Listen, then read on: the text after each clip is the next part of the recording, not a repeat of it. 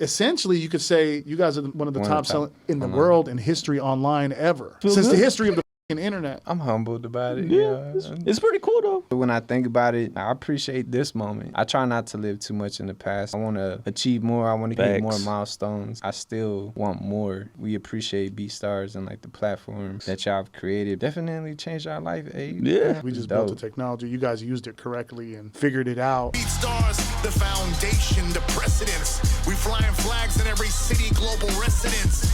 And we killing off the masters. Ghetto slave driving bastards. We making hits faster than you could think. We're on the brink of revolution. All my indie music makers, here's your restitution. We got the game in a chokehold. Not paying the creators is a no-no. I got the smoke road for all the fam bam. Welcome to the Pay the Creators podcast. I'm Abe BeatSHon, the CEO of BEATSTARS. Today we got some very, very special guests. These guys have over 55 million plays across BEATSTARS and YouTube. They have multi-platinum hits with artists like Bad Bunny, 6ix9ine. They even got a TikTok viral sensation track called She's Buff. We're going to get into that. These guys are setting the standard for production, quality, work ethic on the platform. These guys are some of the top selling producers in BEATSTARS history. My dogs, Chris and Mark. Yo. Welcome to the podcast. Gang, what's up, man? How you been, bro? Crowd noise, you know. Hell yeah. I mean, how does it feel to hear that intro just about some of the shit? That's pretty epic. You Yeah, know what I mean? That's a confident booster right there. Yeah. Just like But you know, it's good to hear, it from somebody else. It's been a long journey, you know, being a producer, and you've kind of seen our whole journey from when it first started to what it is now and all the accomplishments we made. So, yeah. Yeah, man. Appreciate it. I mean, I've been lucky to have like a front row seat and be able to watch your guys' journey. Super proud of your guys' journey. I had to give you guys your flowers. I'm happy this moment is happening. Appreciate it. And your lives are changing. Thanks to BEATSTARS. Yeah, but come on now. You know, the work ethic, the things that you guys do on a day-to-day basis. We're going to get into that. But, you know, I'd love to just start with, you know, who's Mark, who's Chris. Love to kind of hear where you, I know it's Austin, Texas, you know, but I'd love to hear a little bit about you guys. What, you know. Well, my name is Mark Christopher Harden, and I'm from Boston. Well, Del Valley, but it's the same shit, like 15 minutes. But That's Chris. I'm Chris. Do I have to say my whole name? It's Chris. No, you don't have to. Right, you don't have to. But yeah, I'm one half of BeatDemons. I'm born and raised in Austin, Texas, and yeah, man, that's who we are. Beautiful, man, beautiful. I mean, you guys have an awesome story that I can't wait for, for the whole community and for everyone to hear. How did you guys meet? Well, first, let me get to Mark. I think you were telling me earlier, like you had a pretty interesting way on how you discovered making beats. Like how did you first learn how to kind of make music? All right, so I started making beats like in 2014, and it's crazy because I wanted to be a rapper. So my dad was a DJ, right? And back in the time, record stores were big, so he started like doing mixes, and he had this one mix. It was Value 10, and what he did was he got like a loop. Y'all remember that song, Loopy D? Mm-hmm. Yeah, Loopy D. Yep. Yeah, he did. He made a loop of that instrumental, right? And he wrote a rap, and he got me to rap on it. So I listened to it. I was like, hey, that's pretty cool. Even though I sounded like trash. I sounded like trash. The vocals didn't have no EQ or nothing. But of course. So when I listened to it, I was like, okay, cool. So I took it to school, and I showed my friend Timo. Shout out to Timo. Honestly, if it wasn't for Timo, I probably wouldn't be making beats. But he was like, hey, bro, that sounds pretty good. I got this game. It's called Music Generator. And you can make beats on it. I was like, for real? He was like, yeah, man, I'll bring it to you tomorrow. I was like, okay, cool. So the next day he brought it. I went home, and then what platform was that on again? It was a PlayStation. Oh, PlayStation. Yeah, it was a game. Yeah, it was crazy. It was a PlayStation game, and so I went home, and I ended up I spent hours on that game. I was like, oh shit, this is pretty crazy. But I made my first beat, and it's funny though, because at that time I didn't know what a hi-hat was, right? So I ended up using a bird chirp as a hi-hat. It was like pew pew pew pew pew. Yeah. Sounded like a stormtrooper shooting a fucking miniature laser gun. But I showed my dad and he was like, Bookie. Like, that's my nickname, Bookie. And he was like, Bookie, you made that? I was like, yeah. He was like, all right, take the PlayStation to the music room. So I took it to the music room. He plugs it up to like this little mixer and he records it from the PlayStation to the computer. And he was like, all right, we finna do a song. On that beat you made on the PlayStation. Yeah. But his dad was also a DJ, so that's why he had the setup. He had the setup. Yeah, he had the setup. Your dad was already doing music. Yeah, he was already doing Yeah. music. He had like a little something. But so we ended up making a song, and the name of the song was "Welcome to Del Valley." Like at that time, like, who wants to go to Del Valley? So it was, Hey, that was his hood, man. yeah, and it's gotta funny though. represent. It was funny though. There's this one line that he said that we laugh to this day. We still laugh about it. He was like, "What you know about the dirty South? What you know about getting punched in your mouth?" I love it. But why would you want to know about getting punched in the mouth? What you know about that? If you want some, come get some. Yeah, we laugh about that, but Dude, but I got yeah, it. that's pretty much how I got started. And eventually, he bought me FL Studio 5, and from there, just But hold up, rewind, because you know what's crazy? You're not the only producer that's ever told me they discovered making beats on this music generator game on PlayStation. Yeah. Yo, shout out. We got to find out who made that game. We got to shout facts. him out. I think it was MTV, right? MTV Music. Somebody never built even heard it. of Somebody it. developed it. Somebody built it, right? So shout out to that game. Yeah, and it's introduced so crazy. many kids. Introduced so many kids to the actual like art and craft of just making beats. you Yeah. know? Started a whole wave and didn't even know it. And it's Didn't know crazy. it. It still has like the platform as like FL Studio, like the way you could like make beats on it. Fire. Nuts. On a PlayStation That is game. wild. I didn't know like that much. No, I met I've so always- many. Yeah, that's so many. crazy. And Chris, like, where did like for you? Yeah, mine was a little Yeah. different. When did you first get into it? So pretty much, let me see. So during that time, I kind of had like a rough upbringing. I was always in trouble. I was kind of doing rap, like rapping and poetry and stuff to kind of like keep my feelings at bay because all the shit I was going through. Yeah. And then pretty much I was at a children's shelter. It was called Austin Children's Shelter. And I always used to get in trouble. I always used to fight. And then they made me sit at a piano every time I got in trouble. Then it just turned into an obsession. I just slowly started playing it, taught myself how to play the piano, and then slowly started converting from, rapping to actually making like melodies, and then it slowly transferred into finding FL Studio, and then next thing you know, it just kind of took off from there. Just found more love into like making beats, you know what I mean? It was like an easier way to expressing myself. Yeah. It's a little darker. We you know? gotta- bro, your shit more we got- inspirational We than mine. gotta unpack that a little bit because Yeah. I knew that, and I'm really glad you shared that story. Thanks. We went to the same shelter.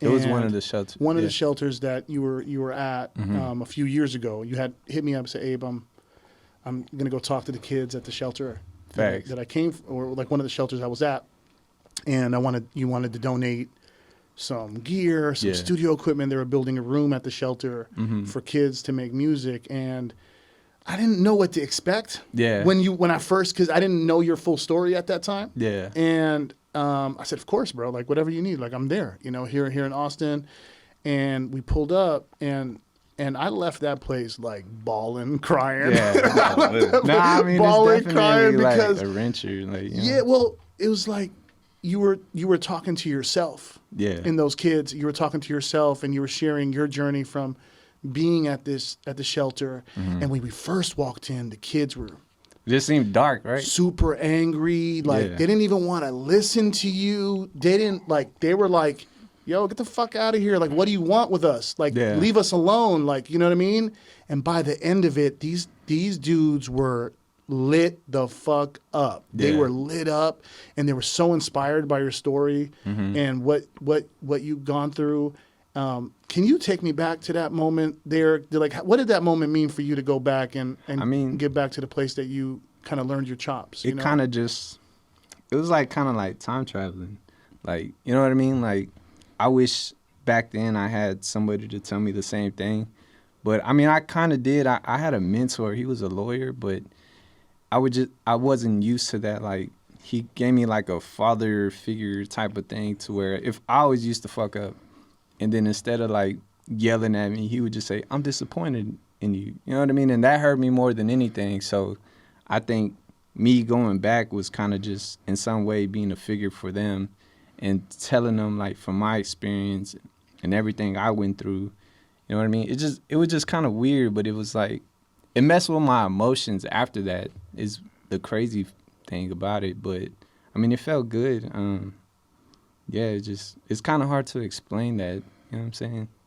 Yeah, I think But- I think it's beautiful, brother, and I Yeah. think that it just where we were and where we come from, the experiences we have, don't define or don't account for. I think The it things- makes you the thing- like yeah. the person you are. So like a lot of the stuff I went through, you know what I mean? I feel like that's the reason why I'm doing what I'm doing, and I am who I am and the type of person I am. So, I mean, to me, I feel like a regular person. You know what I'm saying? But some people might look at it like, oh shit, like that's pretty inspiring. Like I want to be like you. Still to this day, I mean, talking to some kid and he got some real bad like drug problem and he wants to do music and, you know, trying to like preach to him like, bro, you don't need to do that. Like you can make a living, change your whole life with this music stuff and I mean, see the whole world. I mean, I've traveled everywhere, so just, you know, You're a testimony.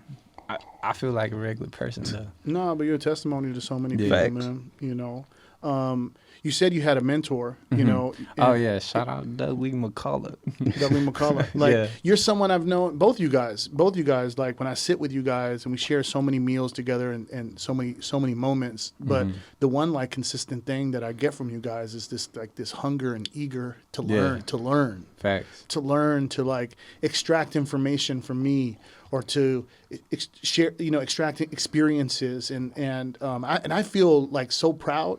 You know, when you guys like bring stuff out of me and I bring stuff out of you guys and Thanks. we share, we kind of like learn from each other's experiences. And that curiosity must have started when you had probably a mentor, right? Like someone that you can go to kind of like pick their Rely, brain. yeah. So what did that mentor mean to you in your life? And Man, honestly, I want to say he was probably like one of the biggest like pivotal points of my like upbringing. You know what I mean? Like my parents they're there, you know what I mean? Like they're not together, but like they're not what he is, you know what I'm saying? And yeah, pretty much like he just kind of changed my whole outlook on like life, and he was always there, and you know what I'm saying? He always kind of like constantly told me like, yeah, like you're still young, like you could change your whole life. I wanted to go to school to be an architect. He was like, yeah, you could do that. Like I used to draw a lot, so I was always kind of like artistic or like creative and stuff like that. But yeah, I mean, he definitely meant a lot. And I mean, even after I aged out of like the foster care stuff, he was still there, which was crazy because I was getting locked up for fighting. You know what I mean? So yeah, I mean, he definitely like, you know, show that consistency, and it kind of helped me like as a person, just like, you know, understand that there's more out there in life. So yeah, it's definitely we changed. grow up and we just like, we automatically think our parents are like perfect, you know? Yeah. We're like, oh, our parents are perfect. They're, we're kids, like everything, every, whoever's raising us is perfect. And then we get older and then we're like, Damn. yo, these motherfuckers just as flawed as me, Yeah, right? I They're mean- like, they've gone through things just like me and they're just as imperfect as me, right? Yep. Yeah. And, for you to have that mentor to be like, yo, I'm really enjoying this encouragement from this person. I'm really like, this person is feeding my soul in terms Facts. of like, what I can believe I can accomplish and what I can do. So shout out to your mentor. I think we Yeah. wouldn't be sitting here probably without this guy. Probably not. Right now. Yeah, probably not. And Mark, you're a dreamer. Facts. You're a dreamer, and I love the way you dream, and I love the way you're like one of those guys that, you don't like to like limit yourself to a possibility. you like to sometimes take things to a whole different level, and I think you've always done that with music and software, and you're a nerd with the software. Oh yeah, I am. You're a nerd with the nerd. software. Right? When it comes to software production, the way you've just really immersed yourself in it, you're very attentive to detail in your work and what you do, bro. And so like that had to come from somewhere too. Like where did you get the encouragement growing up? Like, was it someone in your family that really also like pushed you? Was there anybody, a mentor? It could have been Chris. Who in your life was kind of like the equivalent of what Chris is to let you keep dreaming? Was it your dad who was dreaming? I would say it was my dad. Also my mom too. Like I was the only child. Mm-hmm. That's what I was gonna say. I think like from the outside looking in, I'm like I dive into like I read people, but honestly I feel like because I have an only child too, so my son has a lot of time to himself. So I think yeah, that is true. A lot of times, like I remember I used to my imagination was through the roof. Now I was like fucking. Right. Acting like I'm a Power Ranger and shit. But there was one time. I feel that. Sorry, there was one time I was like in my room, right? And I was like doing that. And my dad comes in, like, what are you doing? I was like, I felt embarrassed because I was like making these loud noises, playing with myself. Pause. Just being hella creative, just experimenting. Right. Yeah, but I feel like I do get the creativity from my dad because like he would spend countless hours on his mixes. Yeah. And like I would see him just focusing, like just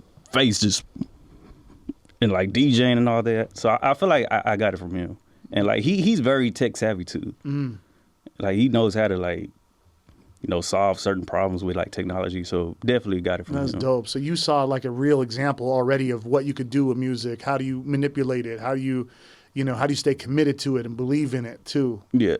That was in your presence. That's beautiful. Yeah, but he did kind of force me to rap though. He's like, we're gonna make you rap, son. it's gonna be you see little Bow Wow? You see little Bow Wow? You see little Bow Wow? We're gonna do this. That was my dream. So I was like, I want to be the next little Bow Wow. But it's funny though, because before that, I wanted to be a basketball player, right? And in 6th grade, I had tryouts. And my dad breaks my toe. He didn't do it purposely, but he was chasing me, and I hit the fucking door stopper. Oh, damn. And it broke my toe, and I was like, career done. Dad, you did that on purpose. So you would have been the first Steph Curry. I mean, I'm short, bro. I wouldn't probably have been. He's light skinned though. Possibly. Shit. Man, you guys crack me up, dude. Yeah. You guys crack me up. And like one thing that usually groups historically in music, they usually break apart at some point. Yeah. Okay? They usually break apart at some point. And you always kind of hear the horror stories of what happened. Someone became a diva at some point. Yeah. And you guys, for some fucking reason, for years now, have been able to like really sustain a really good, productive brotherhood relationship. I feel like you guys would have called me if you needed intervention between. Like I feel like you guys would have already called me already if you needed intervention between an issue or something.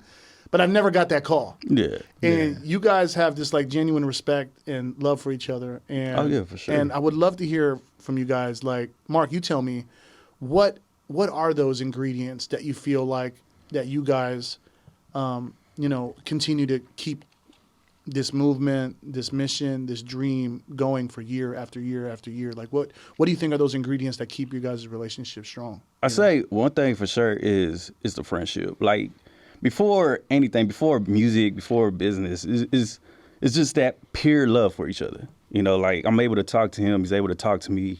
And like I feel like that right there, like regardless of the music, even like if we did fall off or whatever, we'll still be like tight as hell.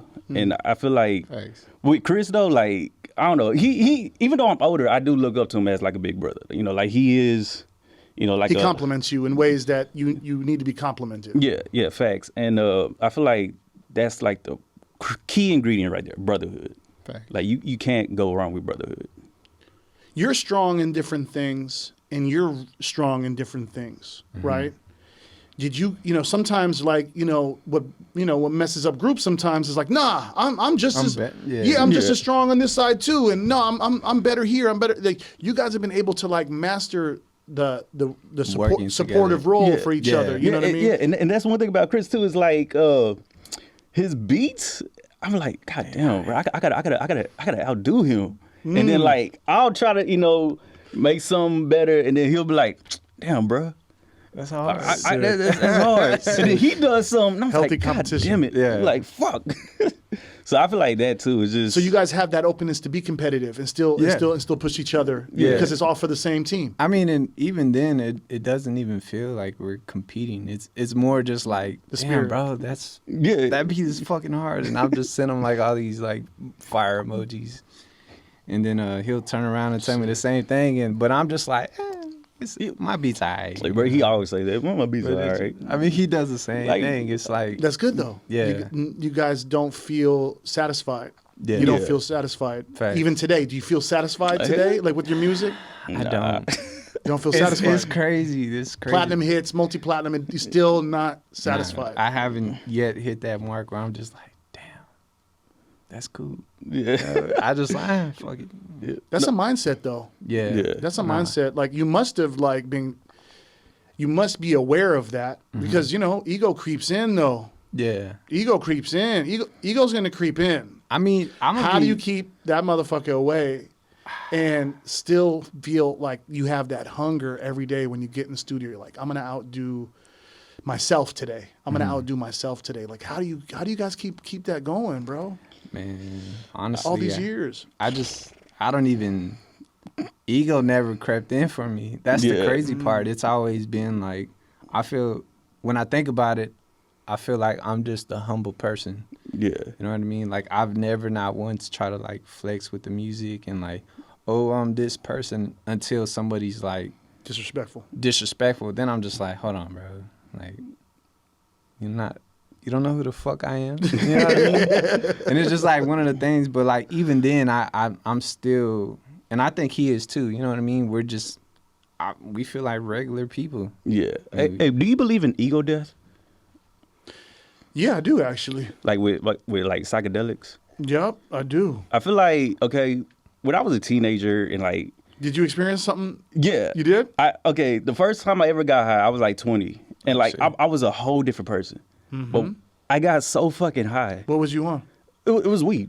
Okay. It was weed. Okay. But I got so fucking high. And then at that time, my girlfriend at that time, I was like chilling with her brother. And I swear I had an out of body experience. And I was looking at myself. I was like, that's how the fuck I look? That's how the fuck I act? Astro project. You think so? That's what it's called. Bro, I was like, I was disgusted with myself. And then like ever since then, it's just I haven't been like that person to like be arrogant or like just like brag about shit. Damn. It's I had an crazy. ego death when I got cancer. Yeah. Oh shit. Damn.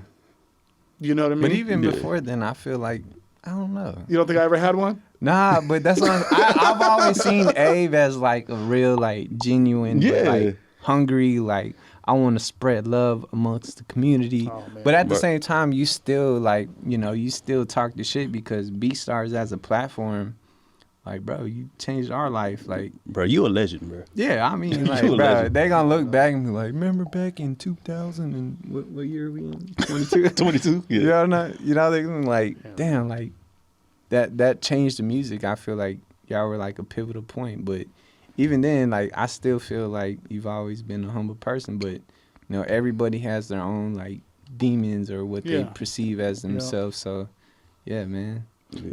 I appreciate that. Those words mean more to me than anything. Thank you guys. You Thanks. guys, Oh, man, you the man, guys, bro. you guys make it all worth it for sure. For Thanks. sure. Even all the sacrifice that I had to put in my own life. Like you said, like you said, maybe the ego was not as like you didn't notice it, but I still needed to check myself at some point. At some point where. Yourself gets the better of you. Like I don't know. For me, sometimes, I feel the same way. I think when I was diagnosed with cancer, I felt like the shot clock turned on. Mm-hmm. And we're going through life like Facts. we're going through life. We don't look at the shot clock. We're not looking at it. We're like, we're just moving. We don't know. Like I'll do it tomorrow. I'll do it next week, or I'll do it the year after. Right. Yeah. But when you get diagnosed with an incurable disease, Facts. and you're like, yo, my time is limited on this planet, definitely go into a weird, dark place, Yeah, you know, yeah. and you know, I realized no matter like how successful I was or how much things I can brag about that I've got, the material things, whatever it is that I have in my life, it don't mean shit. At all. It don't mean nothing, dude. You taking nothing with you. Yeah. You taking nothing with you, and the gift is life. Facts. The gift is life, and the people in it, and the moments that we could share, and the memories that we can make, man, and the history that we can, and the legacy. Facts. The legacy that we strive to leave, the legacy that you guys are building for your families, and the legacy I'm trying to leave here for my families and the community, you know. But yeah, it's, you know, there. I believe that we all go through these transformative, you know, transformational Like moments in our your life. Yeah. There was a reason I feel like why we met even. Yeah. You know? Can you guys share a little bit how we met?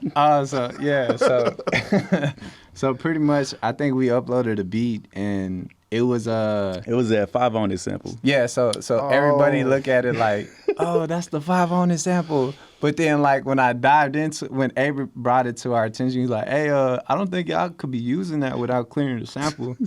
And I was just like, Yeah, I didn't know who you guys were yet. I yeah, didn't know who you guys, we I were didn't know- still new to the Yeah, platform. I didn't know who you guys were yet.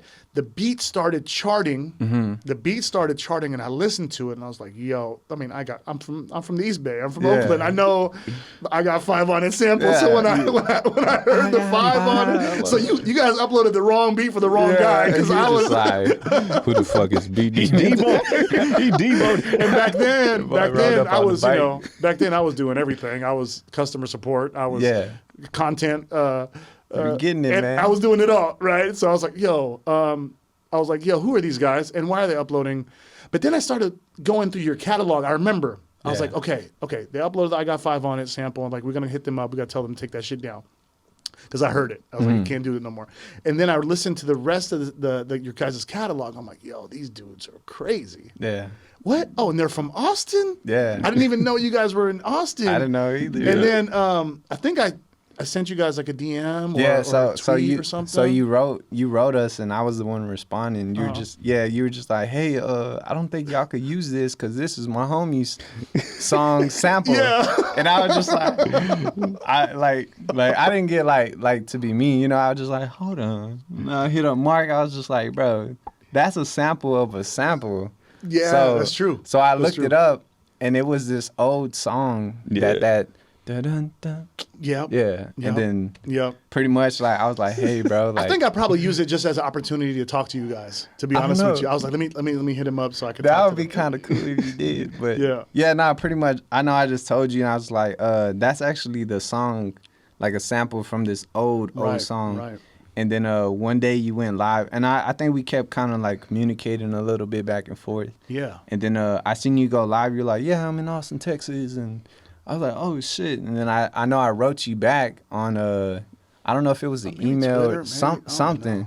And I was just like, hey, bro, I didn't know y'all were in Austin. And you were like, yeah, hell yeah. And I was like, well, fuck, let's link. And then Yeah. we went, and I still remember we went to go get the Five Guys burgers. 5 guys. We're at 5 Yeah, guys. we're at Five Guys it was right Five there. Guys? No, Yeah, it was Five- I don't think so. No, I don't think Burger it was Five. Burger Five. Yeah, Burger Five. Five. Yeah, it's 5 in here. Yeah, I got 5. I mean, but you have Oh, to. they had a I 5 on got- it. I mean, it makes sense, you know. I got Full 5 circle, on full it, circle. 5 burgers. You know what I mean? Yeah. That's crazy. Now that I think about it, what the fuck? We went to go get. You guys were hella. What a You guys were coincidence. hella shy. Yeah. You guys were hella shy when I seen you. When I first met you, you guys were like, oh.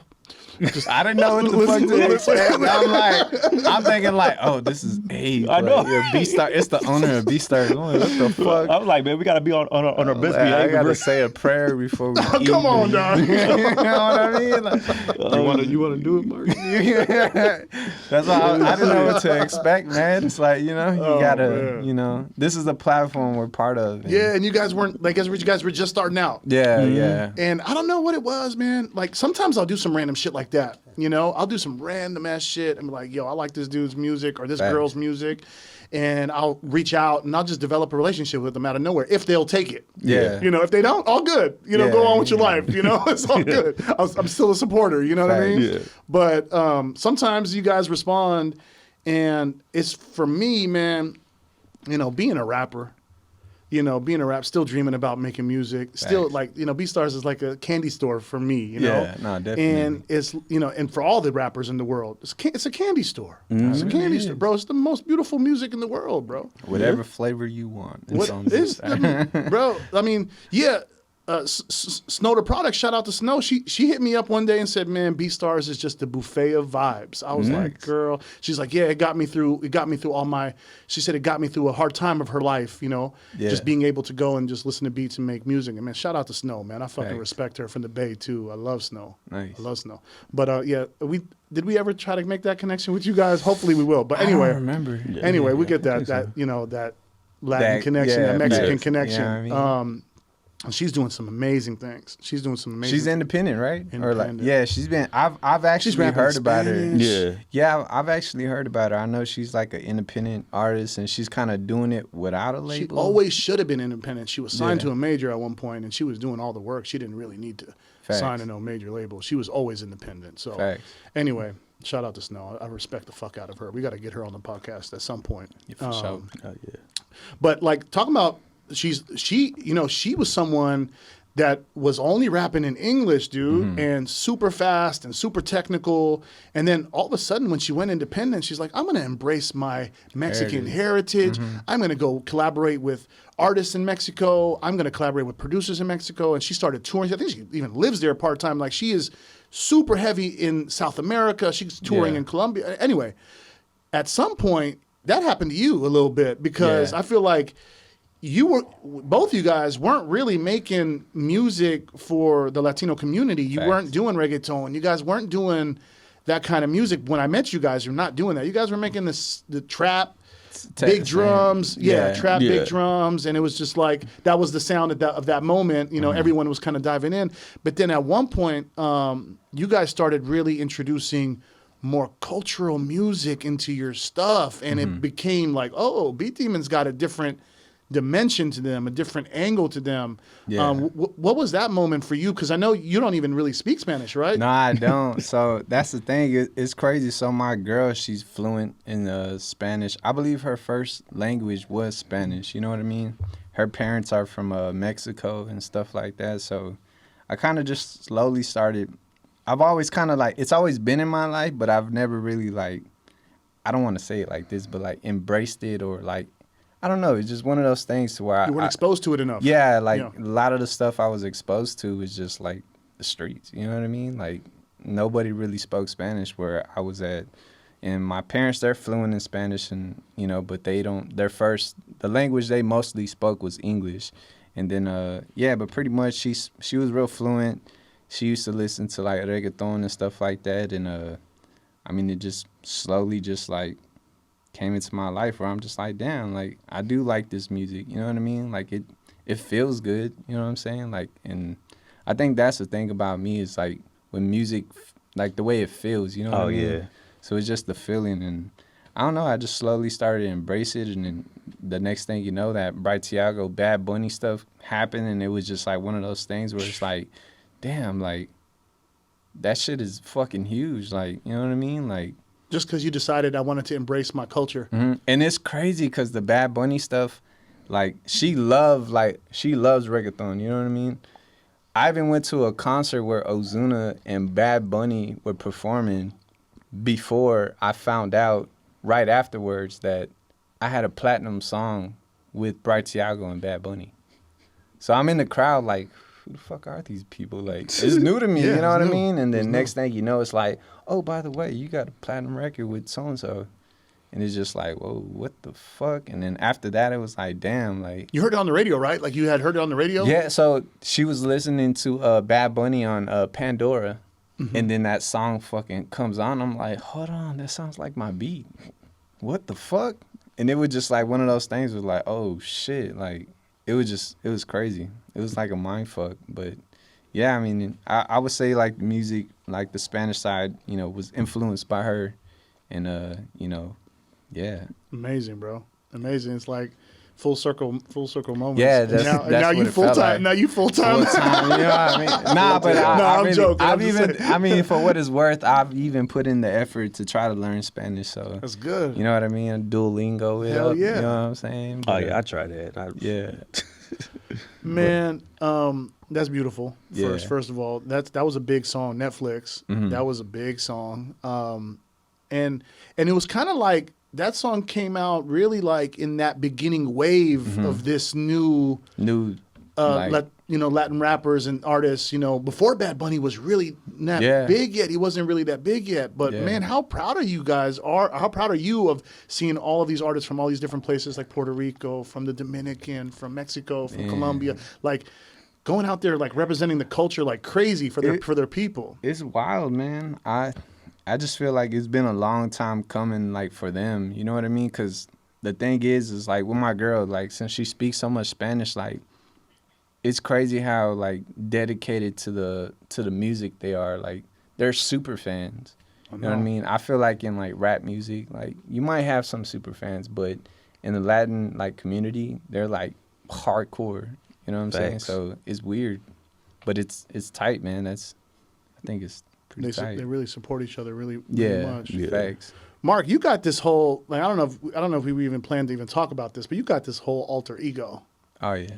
You got this whole alter ego because you're the guy making noises in your room, experimenting in these different characters, and you light skinned Jedi track gon' eat. You got some moments, and I'd love you to talk about,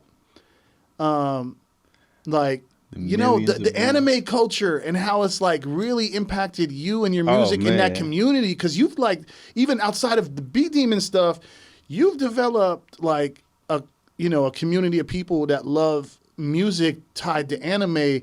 And probably a lot of people don't even know that you got songs that got millions and millions of plays and views with. So talk a little bit about how you tied your music and your love for anime into this artist that you've created. It's kind of like a virtual artist that you've created. Yeah. You know what I mean? Yeah. So it was like, I don't know. So when it comes to like EDM, I always been a fan of EDM music because I feel like with EDM, you got no like hold. Because with like trap music, like in today's times, like you have to stick to a certain formula. But with EDM, you can do whatever you want. You could express your creativity, and I feel like back in like 2015, I was like, you know what? Let me just do anime theme songs and throw like a trap beat, but add like some variants of like dubstep or whatever. So I started doing that, and my homie SSJ, we had a YouTube, like we'll play games and shit, and then like his fan base started like fucking with my music. So it started like build up, and then like I think it was like 2016, 2017. SSJ, he was like, you should do a remix of Ultra Instinct, which is a Dragon Ball Super, and like it was like very popular. I was like, all right, cool, I'll do it. So I ended up doing it, but honestly, I didn't really like it. But I released it, and then he put it in his video, and the next thing you know, that shit just went viral, like super fucking viral. And then like other major like YouTube channels started posting it, and then there's this one called Trap Music Now. They posted it. I think it's like at 32 mil. That's crazy. 32 mil. Probably already platinum. You don't even. You know what I'm saying? Yeah, I'm just like, what the fuck? But it just sucks though, because it's it's a remix. I wish it was like more original, but it's a remix. But I'm still happy, for the accomplishment. And because it impacted that culture. Yeah, it like, impacted the culture. Bro, to this day, like people still share that, still love it, still like using it in their videos. I'm just like, wow. Yeah. That was a cultural moment for that anime like gaming world. Yeah, and like, have you heard about nerdcore? Mm-mm. So it's pretty much about anime rap, and it's like very big. It's to the point now that like Spotify made a certain playlist for them, and like it's blowing up. And I feel like the nerdcore will be the next wave. I mean, my kids love it, man. Yeah, my kids are so into it. They love the music, the storylines, like bro, it's beautiful. They want to go to Japan like now. Bro, I want to go to Japan too. Like Japan too. You know what I mean? Yeah, man, I love anime. That's cool, man. It's like they have their community, and you kind of tapped into that, and you were able to mix in your love for gaming and anime, and kind of use your skill and your talents to kind of touch that.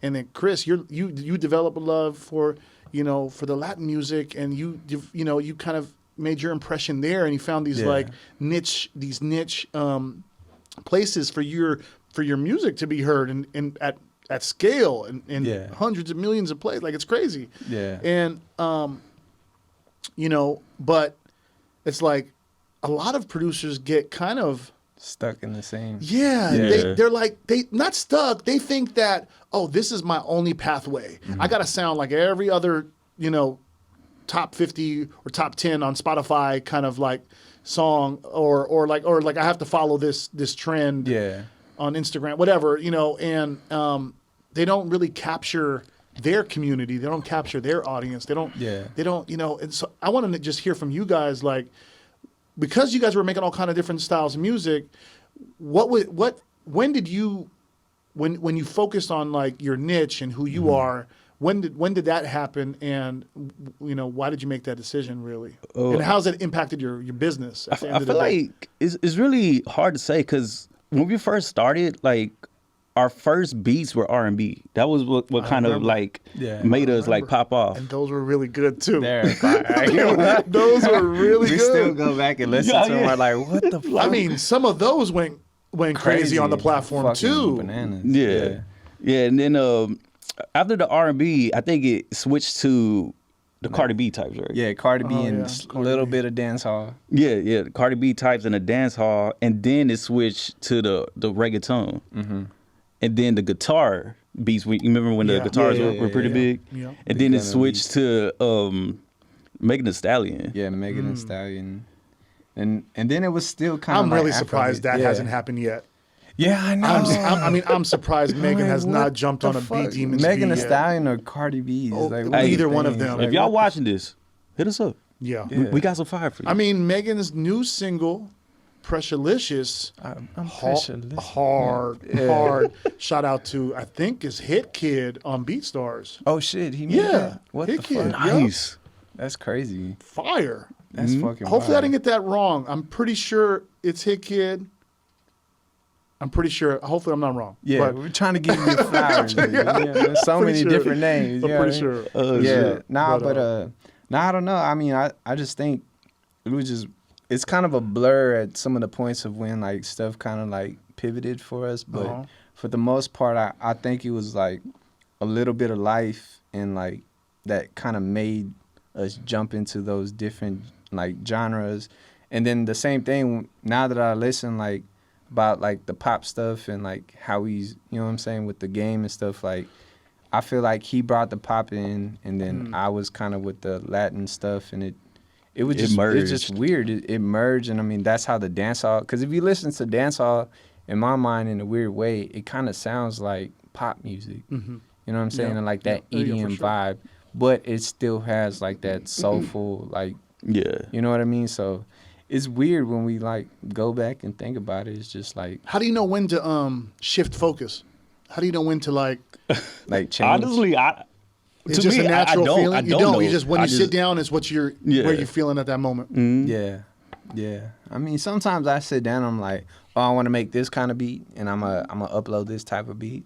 But at the same time, you know, sometimes it's really just like, based off a feeling, man. yeah, I'm in this mood, I want to make this. So it's weird. I mean, with creativity or just like beats in general, I feel like it's so random. Can we get into 6ix9ine a little bit? And Yeah, I mean, we Gooba? can talk about it. So yeah, the huge song, fucking huge. Yeah. huge song, Super huge. big ass song. You guys were kind of in a lawsuit, almost. No, maybe not. Maybe not.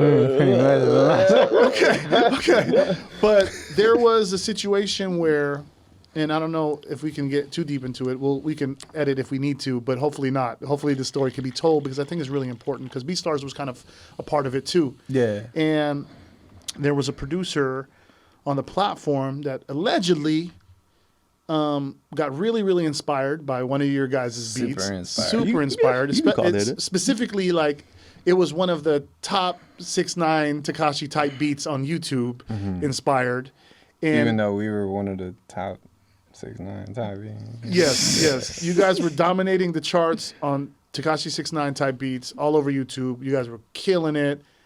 that beat for Gooba was uploaded to your YouTube channel years before it came out. I believe, Yeah. like years before. 2.5 years. Yeah. 2 years before it came out, and this song hits the market, and it shakes. Yeah. It shakes the world in a way, because he's this controversial character, and we can get into all that. We don't have to get into all the specifics of how we Yeah. feel about his tactics, but it got big, there. big song, Yeah. big song, big video, big song. It was like, was it his comeback moment after? Yeah, I think think it that was. that was his first song he dropped when he was he released Yeah. like when he got out of jail. when he got out of jail, and it got. I yeah, it mean, went stupid. I think it went platinum like in 2 days That's or something crazy, crazy. bro. It So- went, That's yeah, crazy. It got there. all in all, at the end of the day, there was a little bit of dispute, and thankfully that dispute has been worked out. This is not the first time this has happened to you guys, and we don't have to get into too much detail. But being an online producer and being a producer that's not afraid to share their art freely and openly with the world, because you want to collaborate with the world. You're like, I don't want to hold back my art. You know what I Yeah. mean? So that's your guys' mentality. But then there's always people that could be malicious, and maybe not knowing they're being malicious in ways, and they can misuse your guys' intellectual property, your music, your copyrights, your real estate, things that you own, that you created from your brain, Yeah. and can gain success, massive success. Now it's happened multiple times, multi-platinum songs. Yeah. And you guys have been kind of like an inspiration to A lot of them. to a lot of Yeah. people that are in these studios, and especially within the major systems and stuff like that. Yeah. Thankfully, you've got your ownership back, Facts.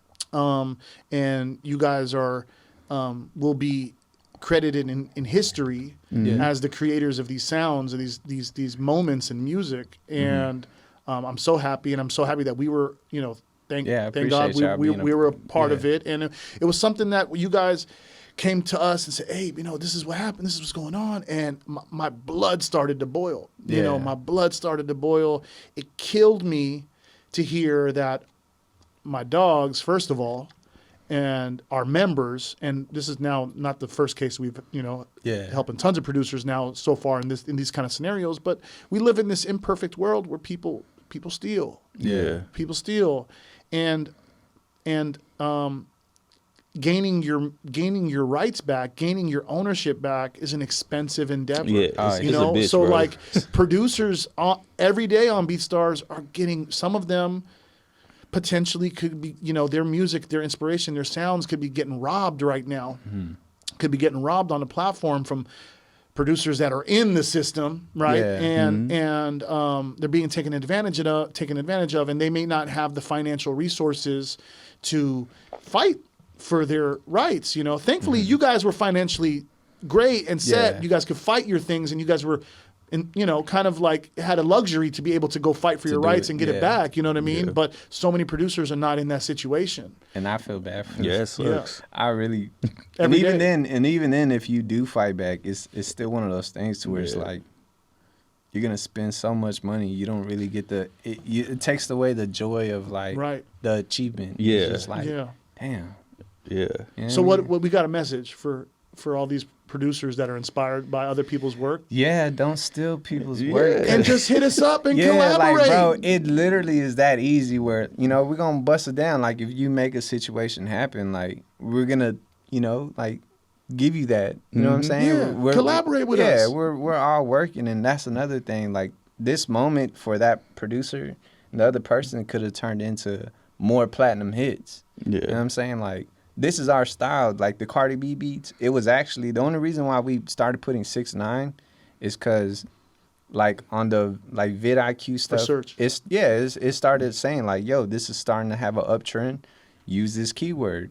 You know what I'm saying? And like this is our style. This is what we do all the time. So if you would have just came to us, collabed with us, brought it to us, you know what I'm saying? Like we would have had plenty of beats after that to follow that's the same style, same like, you know what I mean? Like that's what we specialize in. So you could have had more plaques instead of just one and have this bad thing on your name. and a great relationship with people that inspired them. Exactly. You know what I mean? Exactly. And I just think we get so short-sighted, man, as creators. We're so like, And I think sometimes the industry does that to us. Yeah, I feel like sometimes Divides us. it brings entitlement. Yeah. That's the weirdest part to it, is like some people feel entitled to another person's work to a level to where it's like, what the fuck is wrong with you? Yeah. You know what I mean? And like that's happened to us multiple times where they're like, no, I made that. I'm like, yeah, you copied us. It's You know what I bullshit. mean? And it's just kind of one of those things where it's just like, bro, like collaboration Easy is collab. key. Easy It's easy collab. collab, bro. And then that's another thing. Like we would have got placements, and then you know we're making all this money off of BeatStars. Like, you know, we could have uploaded some collabs that got you passive income. For sure. So they really just like kind of like Relationship builder. yeah, they cut their shit in half to what they could have achieved. Yeah. They burned So- that bridge. Yeah, there was one time a big record label when I was working at Ingrooves at a music distributor back in 2007. It was like a big record label. I think one of their artists had distributed some music with us and didn't really like have clearance to do it. And I didn't know that. I was working with the artist directly, right? And I'm assuming that artist has clearance to do stuff. And the record label hits me up like, yo, you guys don't have clearance to put this out. Let's get on the phone. Yeah. So got on the phone with this label, and they were super like collaborative and wanted to collaborate and do things together. Like, okay, let's put this out through you, and let's also work it out, let's yeah. work out the rest of the catalog that we have, and what else can you guys do for us, and what other Yeah. So it's built a relationship. And I think people get scared. They get so intimidated. They get so intimidated especially when they've done something wrong. They get so intimidated just to reach out. Just to reach Yeah. out, have a conversation. For the most part, man, people are pretty like, pretty receptive to and open to like, to working things out. And I think people are just scared of confrontation, and they're scared of, Yeah, I you think know. it's just more so also like they never been through that experience. You know what They've I never mean? been through it. So like in the beginning, like similar situation happened. I never been through that experience. You know what I mean? So I was like, fuck, what do we do? You know what I'm saying? So, I mean, we still like figured it out, but at the same time, it's one of those things where like, you just got to talk it out, man, and figure it out. And at the end of the day, if something that big of a deal to where it's going platinum, like, I mean, there's more money behind that to where if you're working with somebody instead of working against them. So Yeah. Yeah, know. and you guys got a platform which is beautiful. You guys have Yeah, you guys are luckily being one of the biggest selling in the history of BeatStars. Like, how does that when you hear that? and think about it too. Like, BeatStars is the online. I'm not trying to like Nah, y'all the flex, shit. but y'all saying the shit, BeatStars is the online The best best for platform. 15, 14 years now. We Yeah. kind of pioneered this whole thing. Facts. So essentially, you could say you guys are one of the top selling in the world in history online ever. Yeah. Ever. That does feel Since good. the history of the fucking internet. I mean, I'm humbled about it. Yeah, it's pretty cool though. Yeah, I mean that's the thing. Uh-huh. It feels pretty cool. You know what I'm saying? It's one of those things. So when I think about it, it's just like, I don't know. I appreciate this moment. You know what I mean? Yeah. Like, I try not to live too much in the past. I want to achieve more. I want to keep going. I want to hit more Facts. milestones. I'm still hungry, man. Yeah. I still wanna break. I feel like we haven't broke into the industry, even though we've got these plaques and have some relationships and stuff like that. I still want more. You know what I Yeah. mean? And that might be good. It might be bad, but I mean it's part of the journey. But I mean definitely like we appreciate BeatStars and like the platform Facts. that y'all have created, man. And yeah, I mean. Definitely changed our life, Abe. Yeah. You know what I'm saying? Come But on, I bro. appreciate you as a homie too. You Yes, know? sir. Like, yeah. Like, Yeah, man. I mean, you guys, we just built the Dope. technology. You guys used it correctly and yeah. figured it out and put a Yeah. strategy to it. Had a lot of like, it wasn't it's not like an overnight success. No. It was, especially on BeatStars. To build that kind of business on BeatStars, the platform can't do all the work for you. Facts. And yeah, it could be part of the vehicle, part of the process. Sure, and we're not perfect. We're still trying to get better at what the hell we're doing. We're still trying to Improve. Yeah, of And course. That's the yeah. thing about y'all that I think we appreciate the most. Yeah. You know what I mean? It's like y'all constantly are improving the platform. So, yeah, bro. I mean, the show's called Pay the Creators, right? Yeah, facts. And I think, we started that movement, and it's kind of like you don't ever see like a music technology company especially in today's music industry, waving the flag and saying, pay the fucking creators, please. Like, just stop, right? And it's like, I think we had to take like a really bold stand, and we're having these conversations about you guys having to fight for your rights, and you guys having to fight for what you've done, and the freedom and independence that BeatStars has kind of like provided for you guys and able to build, your sound kit business, your beat selling businesses, your services, everything that you kind of built on the platform. But what does the term pay to creators like mean to you guys? Like, when you guys hear that, do you guys feel like, I don't know, like what does that mean? What does that mean to you guys? Because have you guys ever gone to a situation where you guys weren't getting paid, weren't seeing the fruit of your labor? So I don't know. Expand on that, Mark. I mean, pay to creators. I feel like, okay, we're all creators, right? And we just would love to see, like, the acknowledgement. Like, the money's cool, but for me, I feel like I just want to be acknowledged for my creation.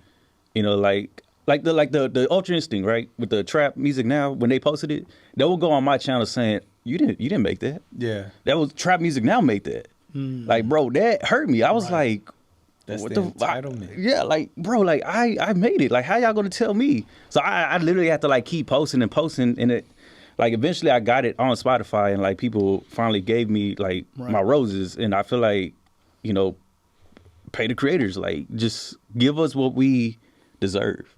Facts. Right. And that wasn't always the case though, man. Nah. Like, even still isn't, kind of, there's still these walls that are being built at, the major music services, and like even YouTube has a problem paying producers the right way. Yeah. Like with the content ID system is very flawed, and not understanding, how to deal with multiple masters and multiple licenses for non-exclusive. Like, producers are probably losing billions. Probably losing billions from all of the derivative works on YouTube. So it's like, we're always, as producers, we're always trying to like, and us kind of helping to represent the producers and the artists too, is like, we're always having to like fight. Yeah. We're always having to like constantly get like, the credit. Yeah. Like, what do you mean we're not part of these songs? We made half the That's the fucking crazy part. It's like, bro, like no offense to some of the rappers, you know what I'm saying? Like, they have their own art in themselves, you know what I mean? But like, bro, I literally sat here, played these keys,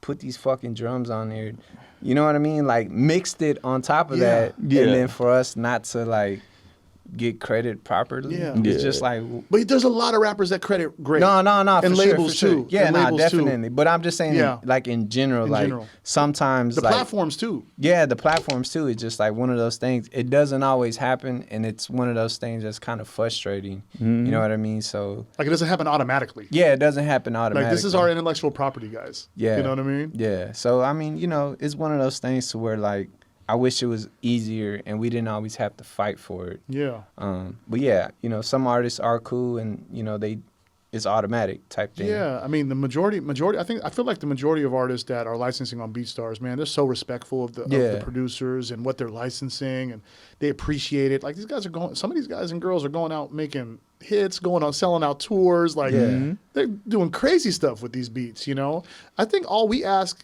as a platform and as helping to represent the creators is my call is on really like the Spotifys of the world, the YouTubes of the world, the social media platforms of the world, the TikToks of the world.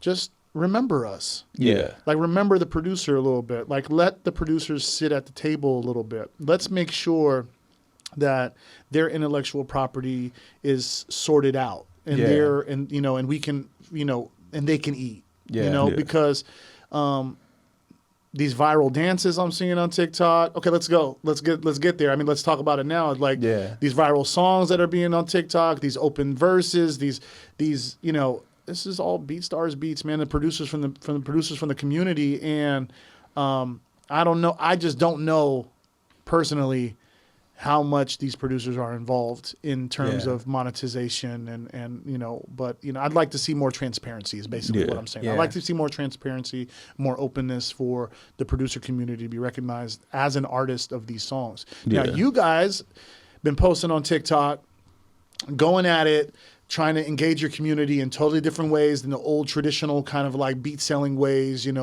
ads or you know, whatever, YouTube, you guys are showing your personalities for you know, now, and you guys are kind of like expressing your art in different ways, and you're doing it in a funny comedic way, and sometimes it's just, you know, following some TikTok trends to get some views, because it's business too. We need to get strategy. We need to get some views. We need people to look at what we're doing so they can, you know, see what, you know, buy our stores. Like, I'd love to hear about what you guys have been doing on TikTok, and then we'll get into She's Buff. Yeah. And then we'll get into She's Buff. But yeah, like which one of you guys was the guy that said, all right, we're going to start getting active on TikTok? This guy. So like when it comes to the marketing stuff, man, you know, I've seen TikTok as a platform kind of like change people's like lives overnight, you know what I mean? And something simple by doing a dance, but at the same time, you know, being a producer, like we're by ourselves, like 85% of the times we're making beats by ourselves. Yeah. You know what I mean? We're not on camera. We're not always like the main character. You know what I mean? We're in the background. Mm-hmm. So it's just like, you know, I seen that it's one of those things that we could do to easily bring traffic, but at the same time, it's like us presenting. We have to like take that extra step, get out of our shell, and do those like funny dances or use those sounds, but at the same time, kind of like bring it back to what makes us, which is music, you know what I mean? So, yeah, I mean, it was just all kind of a strategy type of thing, but after we started doing it, it was one of those things to where it became fun, you know what I mean? And it's just like, oh, shit, like, you know, I think we're funny. We act fucking stupid. Oh, yeah, we're funny. Because it's always so, like, selling beats, sometimes it's like... It's just like it's draining. Do it, upload, do it, upload. And there's no, like, fun component to it, to the promotion of it. And so you feel like that's helped you guys, like, like inspired to make more music because you're having fun with it. Yeah, I definitely think that, you know what I mean? And then also, like, by uploading those TikToks, you get more exposure. I mean, and then, of course, you make money. And, like, that's cool. But at the same time, it's like, me and him are making memories when we're making these fucking funny videos. Because, like, I still have cousins and people like, oh, that's you and your homie. Y'all making... That shit was funny, bro. Like, like, then I look back and then, you know what I'm saying? It's like we're creating memories. So it's one of those things. But sometimes it takes a lot. Like, you know, producers like the background role. They like it and they get comfortable in it. And sometimes, you know, you got to, like, jump out of you got to get uncomfortable. Oh, yeah. You know, maybe it took a lot out of you for those first initial ones. Yeah. But now, do you feel like it's gotten easier and you feel more comfortable in your skin and you guys feel like you're not worried too much about what people will think and say? And oh yeah, for sure. What changed? What changed in the mindset there? Like, honestly, I feel like I gained a lot of weight, and like ever since I started watching my health and like watching what I eat, I built more confidence. I lost 10 pounds already, and I'm just like, you know, I feel more good. I could be in front of the camera. Because before I would get like bad anxiety. And like that's one thing I always struggle with too, anxiety. Like I never realized it until like this year, but it was just like this feeling was just like, bro, I can't do this. Yeah. You know, but you know, watching my health and just working out, and it kind of like tucked that anxiety in, just made me more confident. And of course Chris here, he's just like, bro, we gonna do this. Do this. Nah, but even then, not like that. But he's just like he's fun to be around. Like it's comfortable, and like, you know, just he doesn't let you get down. He doesn't let you get too nervous, and he doesn't let you get too high. Yeah. In a sense, where you guys keep each other balanced. Yeah, right. And then like when he like watches like certain videos and he laughs, he's like, bro, you did that. Like it kind of like makes me feel good. I'm like, okay, well, you know, I didn't fuck it up. You know. Yeah. So it's just like. That's beautiful, man. You guys encourage each other. You know, to get out of your comfort zone. Yeah, for sure. I mean, anxiety's real though, bro. Nah, for sure. I mean, I used to have it pretty bad to the point to where I would have like anxiety attacks where I couldn't breathe. You know what I mean? Yeah. So it's just like, you know, being in front of a camera is like one of those things to where it's just like you care about what everybody else thinks sometimes, but at the same time, you just, you know, you got to be confident as yourself as a person. Yeah, facts. And then I think it also comes to like loving yourself. You know what I mean? Like, accept who you are, be the person you are. I mean, there's a crowd for everybody. Doesn't matter what you are, what you know, like your title is. You know what I'm saying? Like, there's a crowd for you. Like, just be yourself. Do you feel like the pandemic accelerated that a little bit? Because somebody told me that Now that you say it, Somebody told me that in 2 years we went through 20 years of actual like mental trauma. Mental growth. It was like 20 years compacted in 2 years. So our growth was forced in a short period of time. Yeah. And that's why we're more comfortable. That's why I'm sitting on the podcast now talking to you guys about life. Yeah. I mean, I definitely think so. I mean, that, being to yourself, like, to a crazy extent to where you can't even go to the fucking store. You know what I mean? I definitely, think that has accelerated, self-growth and understanding more about yourself, stuff like that. And, I mean, I've seen it happen, like, to people and, like, sometimes it was too much for people. You know what I mean? To where, like, life got the better of them. But, yeah, I mean, I definitely think it has helped and it's been beneficial, but at the same time, it's one of those things, man, where, sad. Mark, you were like, you said, oh, man, I was overweight. I wasn't confident. And I wasn't, you sounded like someone that didn't love themselves anymore because of their physical appearance. Yeah, you know like, what I mean? like, I don't know, when I looked at myself on, like, videos, bro, I don't know, I look big, Okay. But I know, we can all be so critical of anything, everything about ourselves. Like, we can always be super critical no matter. There's a million things you could probably find wrong about yourself. Like, you can pinpoint. But do you think that's, like, good in terms of, like, growth and overcoming things? Do you feel like when we hold on to those things, like hold on to those things that just make us insecure with ourselves, do you feel like that? I mean, I do. I feel like I've gotten to the point where I don't give a fuck anymore, man. Like I don't give I'm chubby. I don't give a shit. My nose is big. I'm bald. I don't give a fuck anymore. I just want to be me, and I just want to be myself, and I want to share my art, and I want to share my products, and I want to share my, the stories. Like, I don't know. I feel like, if you feel like you're hanging on to something that you can pinpoint, there's a million things we can pinpoint, and like go find me someone that's perfect. Yeah. Go find me someone that's just absolutely perfect in this world. Yeah. Go and you're never gonna find that person. Yeah, so, for sure. So if you self-love, man. I think at the end of the day, like,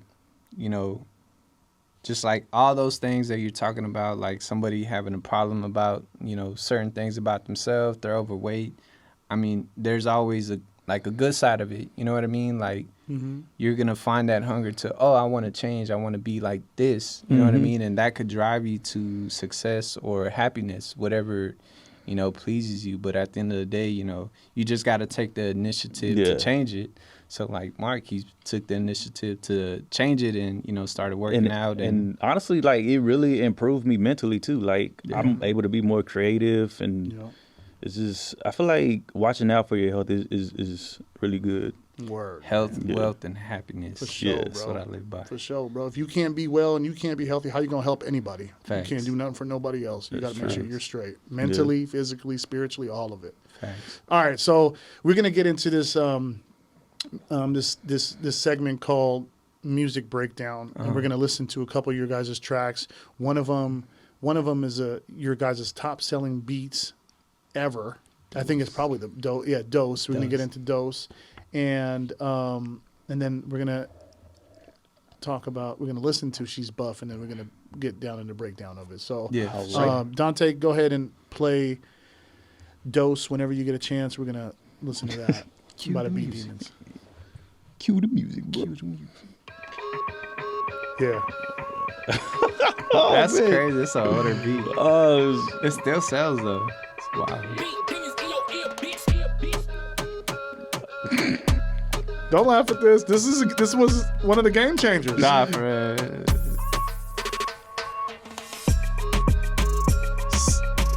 I feel like I can improve the mix. You can improve the mix? I feel like I can. The mix was great. Oh, thank you. It's all right. What? Who started this? Who started this one? I did. This guy. And where did the idea come from when you first I honestly, bro, I found that bro, it's literally a bagpipe. A bagpipe? Yeah, a bagpipe, and I just threw some reverb, pitched it up, and it sounded like a cat dying. Don't it sound like a cat? Or am I tripping? It sounds like a guy's like about to throw up. But it's just look, there's just so much. There's just so much room. Yeah. Just so much room for the vocal. Like such a great balance of. Yeah, that was the idea. I wanted to keep it simple, and also like you could tell it's like it leads up and then the beat drops. Like I kind of kept it in like an EDM form with like reggaeton and pop. Why do you guys think this beat like did what it did? But to me, bro, when I upload, this is like one of those beats. I'm just like, I just upload it. I think it's partially like the simplism of it, the openness, and then it's just like it brings. I don't know. I feel like it's real hype. You know what I mean? And not every beat performs this way. Right? Like you guys will upload maybe 50 before you get one like this, right? Yeah. Yeah, so it's just a numbers game, really. Yeah, hell yeah. That shit loud. But I mean, all right, it kind of grows on me. It does grow, bro. Yeah. It just, it's kind of like it gets you, you know, it's like weird infectious. I think it was also like perfect timing though, because when we dropped this is when like the reggaeton also started kind of like going crazy like amongst everybody online. Oh, and that's crazy. The song got played at a Bad Bunny concert. Oh, I remember at a concert, you guys sent me a video. Yeah, it got played at we don't even know how it got played. Somebody played it on the fucking whole PA system right before Bad Bunny comes out. Yeah. We're like, so that's another thing. We don't even know, like, we didn't get credit for it. We didn't get paid for that. So it's just like, but at the same time, it was like, maybe it was a DJ. Yeah, I was like, shit, that's still pretty cool. You know what I mean? So that's dope, man. Yeah. That's dope. Nah, that beat like that was on the BeatStars chart. Holy shit! For man, how long you think it was on the chart for? Probably still is sometimes. Nah, it definitely still gets like a bunch of sales, but at the same time, it's like, I don't know, it was going strong for years, like stupid amount of like sales. I'm surprised a big artist hasn't was that got a on six-figure sale beat? Like, did that beat do over 6 figures? Yeah. That one beat did over 6 figures. Mm-hmm. Yep. That's crazy. Yeah. It's It's one of those ones. And you just don't know. You just people just resonated with it. Yeah. It was and you, Mark, you were like, I don't even know if people are gonna even like this. Yeah. I was like, it's not up to you, by the way. Yeah. And that's the beauty of creation, bro. Yeah. Like if you're a creator, you just got to keep releasing music, bro. You're gonna have that one that's just gonna resonate with everybody, and that's what happened with Dose. How many plays that one got on YouTube on BeatStars? Like at least 1 million. At least 1 million, right? At least 1 million. But it's weird. I just think it just like it converts more. You know what I mean? Like it won't need 100 million views. It just needs like, you know what's crazy when you think about it? When you think about it, like 1 million plays turned into much more than 6 figures in sales. Yeah. Go find me any place in the world that can pay you that kind of money for 1 million plays, or like you can earn potential earnings of you know what I'm saying? That's facts. You buy a couple cars with that. No, but I'm just trying to say, like music. Like, people can say, music's dead. Music can't be monetized. Music can't be valued. Music can't be worth something. Like 1 million people. I'm not, I'm not gonna name too many names, but some of these platforms are paying pennies for 1 million plays, man. Yeah. You know what I mean? For sure. So that just makes me so happy. That makes me so happy that people still value the art in that way, where they're willing to put their money, even just from 1 million plays, turn that into someone's salary, bro. An amazing salary, one beat. Yeah, it's crazy. We don't have to talk about all the other beats. That's just one of like 500. You know what I mean? Yeah. So it's definitely a good feeling. All right, so this next song is something that went super viral on TikTok. And we're going to talk about how that happened, when it happened. So go ahead, Dante. Go ahead and play that. She's buffed. You got to do that. I know, right? Do we still got to do the dance? Yeah. Oh, shit. I don't know how to do it, but let me. It's like. It's like, I don't know. It's simple. It's kind of funny, but it's weird. I don't know. So what was everyone doing with this song? I saw like families. I saw dancing. families. Yeah, they were dancing to it. Yo, This part, I saw this part. Yeah. Bro, it's crazy. You watch Stranger Things? Yeah. Yeah, The cast of Stranger Things did They did it? Yeah, I ain't gonna lie, I was fanboy. I was like, what the? I didn't. I love Stranger Things. I love Stranger Things. I hate watching series, but when I seen that, I was like, what the fuck? And everybody I knew was like, bro, this is Stranger Things. Stranger Things, bro. They're dancing to it. And I'm like, I just, sometimes I don't know. It's crazy. It's just Beat me. this. And then Bobby Shmurda did a remix to it. Did he? Yeah, he did. I ain't know but a hoochie daddy. Oh, yeah. And then he was like, yeah, that shit Shout out to Bobby was Shmurda. Yeah, nah, he's hilarious, bro. That shit was funny as hell. Damn. So Yeah. this, just fun, energy. It's just a sample, vocal sample. Yeah. DJ did a bunch of. Yeah, so like pretty much we uploaded this beat like 3-4 years ago. Yeah. And then his homie does his name is SSJ 9000. That's what he goes on YouTube 9000 or SSJ 9K. He does Dragon Ball Z like remixes where he draws the actual stuff. And then he does like a rap song behind it. And this was one of those. And that's the thing where you see that ass, baby, that's him.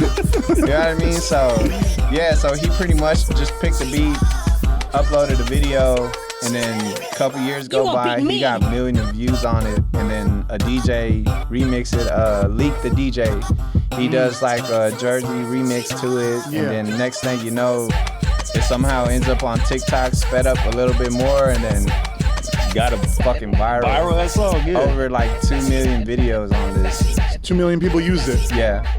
Crazy. I saw my nieces, my cousins. I saw all kind of random ass people in my family. Like didn't even. I wanted to message them. I'm like, guys, that's my homies. Yeah. But you know, so cool. Yeah. So cool. Yeah, that's crazy. Dante, can we pause that? That was like a cool little moment, you know, little moment, like a cultural TikTok moment. It's good to have those, and it keeps the name fresh and going. I'm seeing a lot of producers now, you know, really interacting well on TikTok. So it's cool it's a good collaborative platform, I think. Yeah. You guys just went gold on the Tink song. the Bottom Tink- Bitch. Bottom Bitch, Tink song. Shout out Tink. And see, that's Tink's a legend too, man. Oh no, for sure, man. And I feel like that was one of the ones where we could like mostly like appreciate it because it happened naturally. Like, naturally. Yeah. Yeah. So like, you know, her manager hit us up, chopped it up with the manager. Tink still follows us and stuff like that. So like, it's pretty cool, man. You know, and it going like gold. They noticing now, man. Yeah. The world is seeing what the BEATDemons could do. Yeah. Yeah. Like even like. What's next though? What's the future look like? You want to tell them? All right, man. So we've been in the production game for a while. I think it's time for us to switch it up and become some artists. You know? Yeah. Okay. Drop some music as artists. Yeah. So, Okay. So I think. Well, you guys were starting a label at some point too. You guys were thinking about doing that. Yeah, right? we're considering like the whole label stuff. So you know, like working with artists and kind of like dropping some stuff as like on a DJ Khaled type of thing. You know what I mean? Compilation album. Yeah. So you know, as far as like some of these placements that we got, we're starting to utilize them to kind of like pivot into becoming an artist and releasing songs like that. So Bobby Shmurda did a remix to the She's Buff, and part of that deal is that he does a song for us, and and then we cleared the sample, and then same thing with Quinn NFN. Yeah, you guys put out something with Quinn. Yeah, we got so many songs with Quinn NFN, and shout out to Quinn, man. That's the homie, bro. Man, he's like, been so supportive to you bro, guys. That's another Austin legend. Super supportive, and you know we greatly appreciate that. Facts. Yeah, man, it's dope. So we're kind of just like using our relationships and kind of just continue to grow as like producers and becoming artists and stuff like that. So you guys are in the lab right now writing and recording too? not writing, but like we're making beats and coming up with like ideas. Concepts? Yeah, as far as like TikTok, like what I better get a guest verse at least. Yeah. Oh one. yeah, I mean, hey, bro. what's up, It's a must. It's a must. It's a must. What's up, man? Yeah. Hey, but on the real though, that I'm would be joking. kind of like start a record label. Cause bro, we could attack so many different genres. Yeah. For sure. That would, I mean, Sure. yeah, You guys 'cause should have done that a long time. I've been telling you guys to do that. I mean, because we got some Spanish stuff, bro, with like some Yeah. people that wrote for like some big artists like Doug V, he wrote for Fide. Dude, I think so many people would love working with you guys. You guys Yeah. are honest dudes. You guys do right by everybody. Facts. You do business straight. You're not trying to rip nobody off. Yeah. And I think, you know, you do business the right way, and people are attracted to that. So, Yeah. if there's any artists that are already rocking with BeatDemons, already doing beats, rapping and singing on their beats, like hit them up, man. Yeah. There's more than Pull one. up, man. Yeah. For sure. Get it, bro. You know what I'm Well, saying? guys, it's been like a beautiful blessing to have you guys here. Oh, Another man, same here, bro. full circle moment. You guys have been like my little bros for the last few years, Appreciate it, and it bro. helped me get through a lot of stuff in my life and my career, and helped me with so much, you know. And I'm grateful for our friendship, our Likewise. you me know, too. our business relationship, and I hope we continue just, you know, doing amazing things. Oh, in yeah, our for lives. sure, bro. Man, For I'm- sure, We man. finna take With off you, to bro. Mars, bro. We gonna take off to Love Mars, you bro. dudes, We, man. I love you. Love My you, dog, bro. Love you Yo, too, man. tell the people where they can find you guys, and you know, Yeah. social. All right, you can find us on Instagram, BeatDemons, At BD. at BeatDemons, Twitter at BeatDemons, YouTube BeatDemons, TikTok BeatDemons. And then for beats, Yep, BeatDemons.com. BeatDemons.com. Gang. BeatDemons. Gang, gang. Gang. All right, that's a wrap. Pay the Yes, Creators sir. podcast with the BeatDemons. BEATSTARS, the foundation, the precedence. We flying flags in every city, global residence. And we killing off the masters. Ghetto slave driving bastards. We making hits faster than you could think. We're on the brink of revolution. All my indie music makers, here's your restitution. We got the game in a chokehold. Not paying the creators is a no-no. I got the smoke road for all the fan bands.